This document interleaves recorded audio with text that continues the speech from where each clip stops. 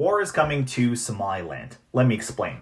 Somaliland is a region of the Horn of Africa that announced its independence back in 1991, and that is the root of the conflict that's now going on. Because when Somaliland announced its independence, this was controversial, with some people seeing Somaliland as its own country and others considering it to be part of Somalia.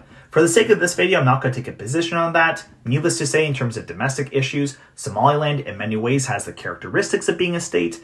Internationally, though, every country other than Israel recognizes it as being part of Somalia.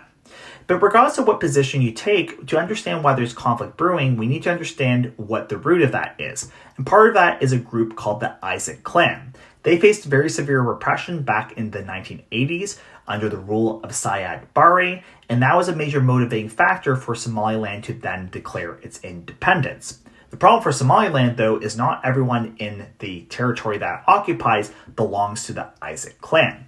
In the western part of Somaliland, there is the Dur clan in a region that's called Awdal. And many of the people who belong to the Dur clan do not want to be part of Somaliland. They want to remain part of Somalia. And because of this, we're now seeing these clashes that are erupting. For instance, last month in December 2025, members of the Isaac clan wanted to have a celebration of their cultural ceremony, but people of the Dur clan saw this as an assertion of Isaac claims to their land, and because of that, clashes then broke out. That same month, we saw Israel recognize Somaliland as being an independent and sovereign country, and people in Awdal actually went ahead into the streets and protested this.